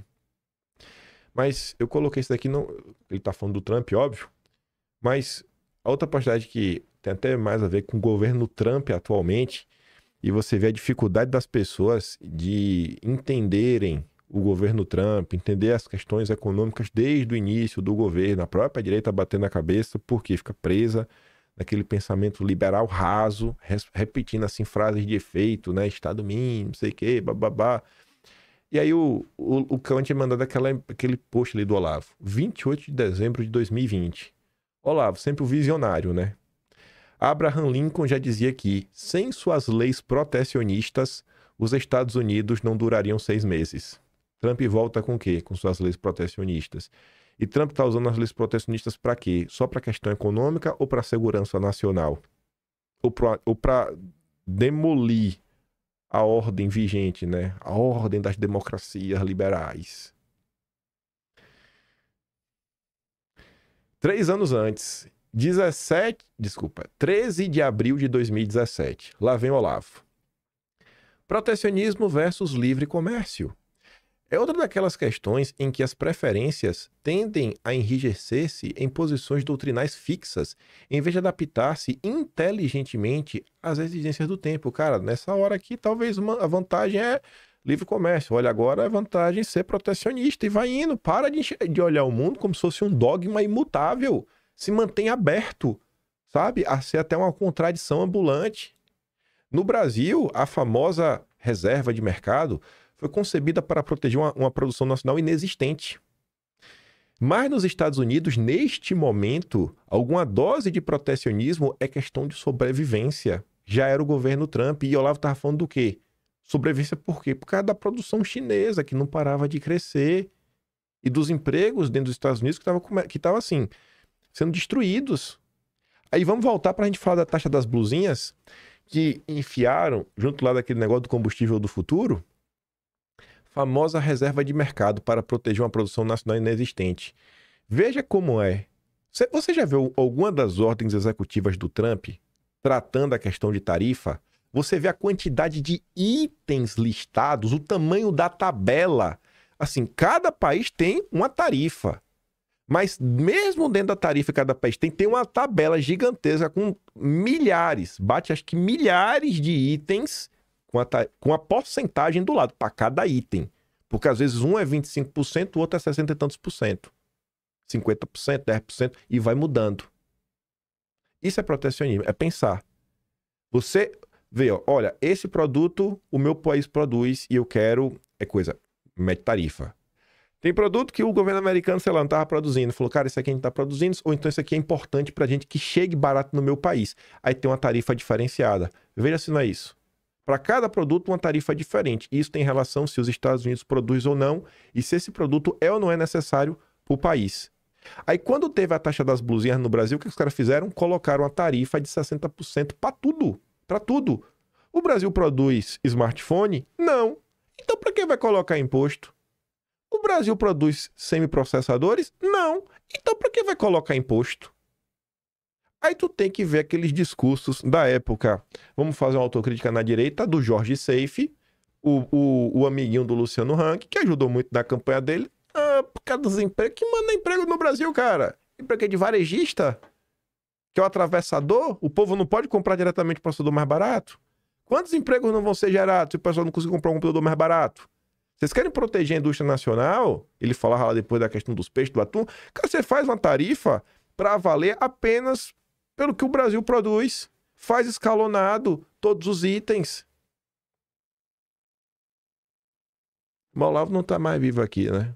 Não quero ser o porta-voz dele, não, né? Longe de mim ser que almejar esse cargo. Mas, pelo amor de Deus, pô. Olha o mundo que tá acontecendo. Olha os rumos da direita brasileira. Aí eu continuei dando um bisu no que o Olavo falava. Alguém quer me convencer de que, se os canais de TV não fossem concessões do Estado, a Rede Globo seria menos politicamente correta? No Brasil, o estatismo é globalista e o liberalismo não é o menos. A discussão público versus privado só serve para impedir o povão de enxergar o verdadeiro problema, que a elite é podre. De norte a sul, leste a oeste. A elite econômica é a elite política. E depois Olavo falava, no Brasil, os liberais querem o liberalismo porque têm interesse em comprar empresas estatais a baixo preço, e os esquerdistas defendem as empresas estatais porque as usam como base de seu projeto político. Boas ou más, em teoria, as ideias acabam sendo só instrumentos de sacanagem. Por isso as discussões teóricas são sempre enganações apenas, disfarces criados para ocultar a situação real. Eles te apresentam duas opções ruins e te forçam a escolher entre duas opções ruins. Você quer Lula ou governador democrático? Pô, eu quero Bolsonaro. Não, Bolsonaro não pode, não.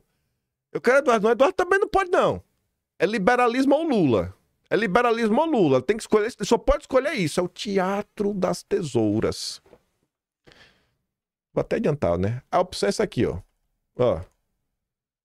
Haddad para Alckmin. Saudade das disputas entre PT e PSDB. É isso que você tem no Brasil. Você tem que escolher entre isso daí. Ou um ou outro. Os caras nem escondem. Aquelas 2 décadas de tesoura foram sensacionais, né? E Bolsonaro estragou tudo. Mas vamos lá. Vamos voltar aqui. Tá. Aí eu tô passando ontem no Twitter e vejo isso aqui, velho. Gilmar Mendes provoca o Trump. Seria impróprio que nós exigíssemos nas negociações com os Estados Unidos que fossem reveladas pessoas que estão, né, nos arquivos lá do Epstein. Eu não sei. Não me parece uma coisa que eu falaria se eu fosse ministro da corte, se tivesse aí com o Supremo, sei lá, velho, no meio dessa confusão toda, né, Magnitsky e tudo mais. Eu não falaria, né, mas quem sou eu na fila do pão? O curioso é que o meu ministro, e a gente trazendo a questão das ideias, botando aqui para o Olavo rebater o Gilmar, Gilmar diz que CLT não é mais vaca sagrada e critica a justiça do trabalho. O ministro afirmou que manter contratos tradicionais interfere em avanços econômicos e prejudica a renda. Não é escolha de modelo de trabalho formal e informal, mas de um modelo com trabalho e outro sem. Beleza. Mas vem cá, gente. Ele é político? Ele foi eleito? Ele agora é o quê? Pra estar dando essas ideias todas. Nosso grande liberal Gilmar Mendes. Aí o Olavo, em 9 de fevereiro de 2017. Eu achei que essa postagem do Olavo diz muito, né? Porque tem uma coisa pra mim que eu acho que funciona muito. Um método de análise. Porque tem vários caminhos, né? Você pode fazer análises lógicas, né? Análises linguísticas da coisa, análise corporal, né, da pessoa. E tem uma que é fácil, que é do amigo Jesus. Jesus falou o seguinte: uma árvore boa não dá maus frutos, e uma árvore má não dá bons frutos. Aí quando você pensa Gilmar Mendes falando de justiça do trabalho e falando de CLT, aí você fica pensando assim, né? Será que vai vir uma coisa boa daí? Não sei. Eu sei que o Olavo diz assim, ó: quando você ouvir alguém louvar as maravilhas do liberalismo, informe ao cidadão que a Revolução Francesa, ao suprimir as corporações de ofícios, extinguiu junto com elas o descanso semanal dos trabalhadores, só restaurado em 1906. Aí quando eu penso assim, Gilmar Mendes falando de mudança de trabalho, é tipo assim, tá trabalhando 6x1, trabalha aí 7x0, vai.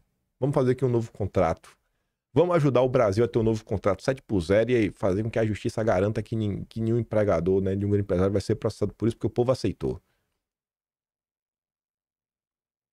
eu não consigo ter fé. Eu não consigo ter fé no ministro. Ministro, eu não consigo ter fé no senhor.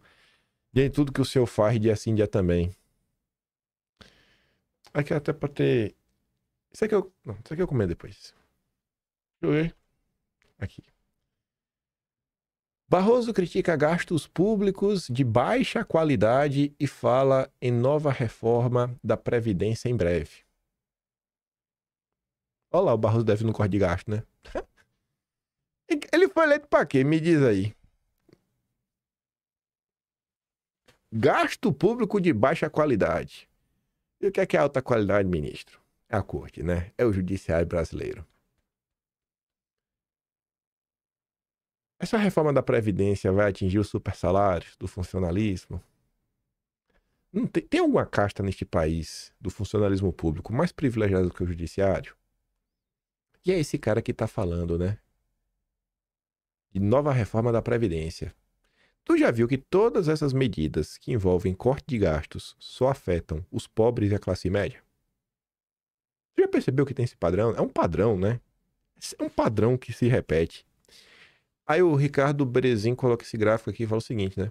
Só acredito vendo e vendo não acredito. O ministro Barroso, bem ele, criticou a baixa qualidade dos gastos públicos e afirmou que a busca por privilégios dificulta avanços. Vou deixar este gráfico aqui. Barroso assumiu a presidência do Supremo em setembro de 2023. Não é coincidência. Aí você vê, né? Esse gráfico é o quê? Adicionais do judiciário no primeiro trimestre chegam a 4 bilhões e meio. Pagamento no primeiro trimestre de cada ano. Vê só. Barroso assume aqui, ó. 2003, primeiro no governo Lula. Olha os gastos do judiciário. Olha o gasto do judiciário. Tava aqui, ó. Tinha um patamar. Olha onde foi. Pará. É esse o cara da baixa qualidade do gasto?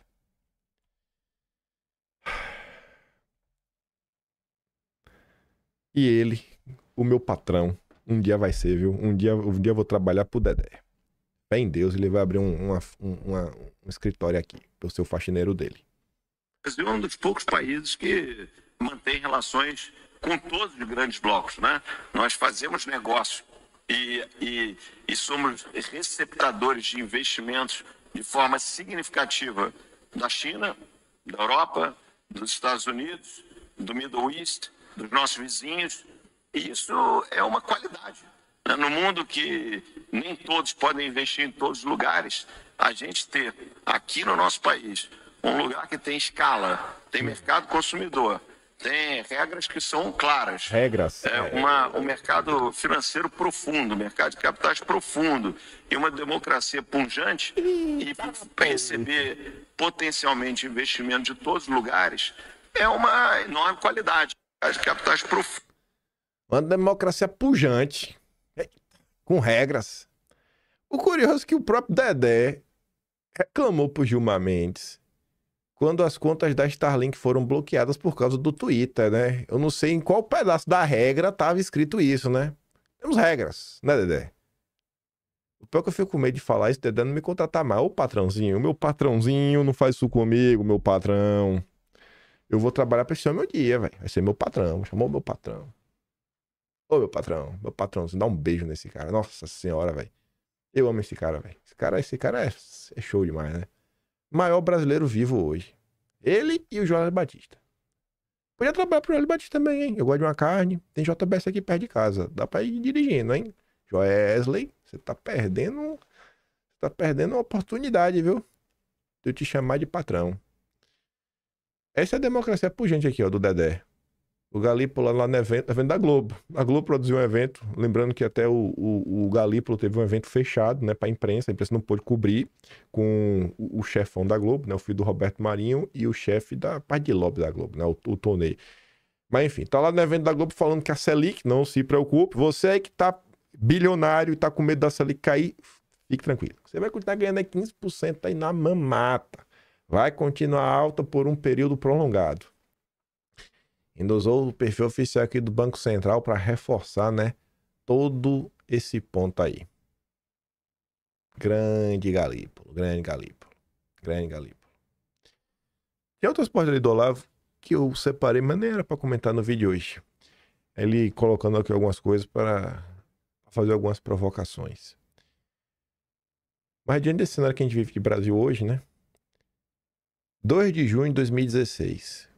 Eric Voegelin diz que na Alemanha o apelo à raça surgiu como substitutivo de uma identidade nacional inexistente e fez sucesso justamente porque parecia preencher uma lacuna.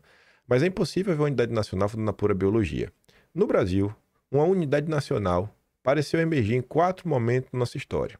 Guerra do Paraguai, governo Vargas com a Segunda Guerra, campeão Petróleo é Nosso, promoção governamental do Rio de Janeiro, símbolo condensado do país, e os movimentos de protesto a partir de 2015. Em todos esses casos, o fundamento escolhido era temporário, ou então, pior ainda, baseado na pura geografia.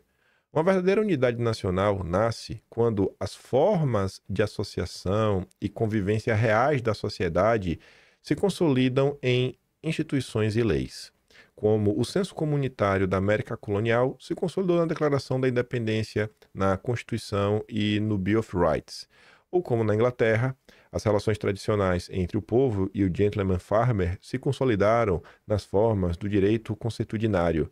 Quando há um hiato, para não dizer um abismo, entre as formas de associação popular e a esfera das instituições, ou seja, o povo e as elites, a sociedade política não tem verdadeira representatividade.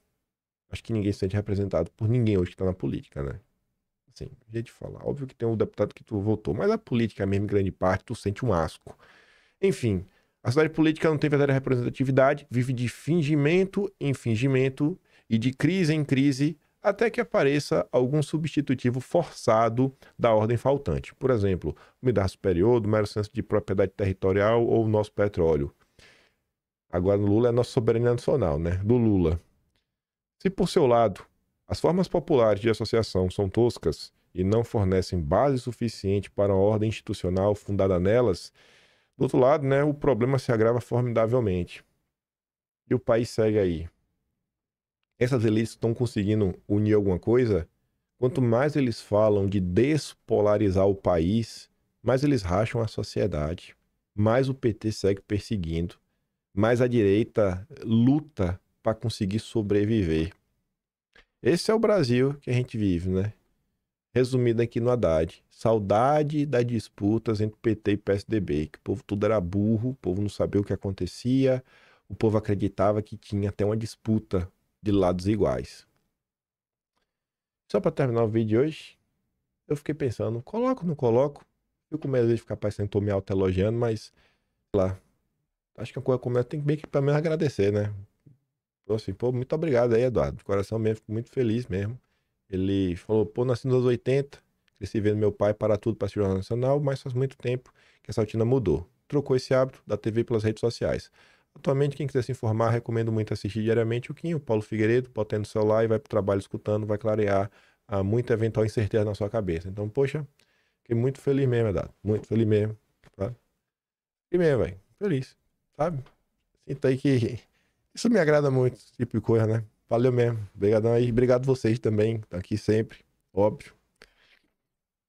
E é isso. Esse é o Brasil. Esse é o Brasil que nós vivemos. As outras postagens que tá aqui, eu quero abordar depois com calma. É pra falar se não vale a pena, assim... não pra falar assim, vale a pena, porque sempre vale a pena. Mas são provocações pra mostrar o seguinte. Como a gente não conhece a nossa própria história. Eu tinha colocado aqui, mas eu não sabia se o vídeo ia dar tempo de comentar, eu tinha olhado o horário, mas, por exemplo, a última postagem que eu ia fechar, ela tinha conexão com com essa do Barroso, que ela falava assim, ó, o Brasil é um país tão esdrúxulo que o único passo para a criação da base burocrática essencial para a democracia foi dada por um ditador, Getúlio Vargas, quando criou o DASP, Departamento de Administração e Serviço Público, celeiro de burocratas de alto nível. Aqui parece um burocrata de alto nível? Ou de baixa qualidade? Eu não faço a mínima ideia do que foi o DASP. Depois eu lá vou falar assim, ó, em matéria de analogia inversa, nunca vi melhor que a comparação entre Getúlio Vargas e Lula. O primeiro foi um vagabundo, um FDP, né? Mas criou a Petrobras. O segundo também, só que destruiu. É quase a mesma coisa, né? Então ele consegue, você vê, ó, o Olavo é extremamente crítico, ó, vai em diversos pontos, mas ainda assim ele consegue apontar, aconteceu isso, isso, isso e isso. E eu acho que é aquela provocação que eu gosto de fazer com vocês, que é a seguinte, a gente não conhece a história do nosso país. A gente não conhece a história do nosso país, a gente precisa conhecer a história do nosso país. Esse país não foi criado do nada. As poucas coisas que funcionam, a gente deveria minimamente tentar entender, né? Cara, como é que surgiu isso? Como é que conseguiu tirar algumas coisas do papel? Getúlio Vargas ganhou para o país uma tremenda indústria siderúrgica em troca de enviar uns soldados à Itália. Gênio. Ele veio com uma coisa boa. Como é que foi isso, né? Eu não entendo muito bem esse processo também. Sabemos o que foi a questão da FEB, isso óbvio, essa história, mas como é que isso está relacionado, né? Ele deve estar falando da CSN, Companhia Siderúrgica Nacional. Então, assim, tiveram coisas que aconteceram no passado, que montaram-se lá as bases da industrialização do Brasil. Aqui era pegando o gancho com o protecionismo. O protecionismo como princípio doutrinal está errado, mas como remédio de emergência em certas situações é indispensável. Sem a política protecionista do Vargas, inspirada diretamente na teoria do protecionismo do economista romeno Mihail Manolescu, a indústria brasileira nem mesmo teria chegado a existir. Aí eu conheço muito pouco a política protecionista do Vargas e nunca nem tinha escutado falar nesse economista romeno. Tu já tinha escutado falar do Mihail? Eu não. Sabe? A gente vive num mundo que ou você é o liberal boletinha, né? Vassalo do André Esteves, ou você é comunista. Aí falou, cara, a gente precisa discutir o Brasil, bicho. Aí ele fala, os comunistas odiavam tanto o Mihail que queriam fuzilá-lo em efígie depois de morto, mas nem por isso deixavam de visitá-lo na cadeia enquanto puderam para lhe pedir conselhos de economia. E aí terminava meio com aquela provocação do Olavo, né? Em busca de um espírito nacional, um projeto de país, né? Buscar aí transformar o que a gente tem hoje de direita em algo maior. Mas como, né? Com os aliados que nós temos. Os caras não se movem para ajudar o Jair. O Zema trata o que está acontecendo como uma movimentação da família Bolsonaro para livrar Bolsonaro da cadeia. É sério, Zema? É sério que é disso que se trata?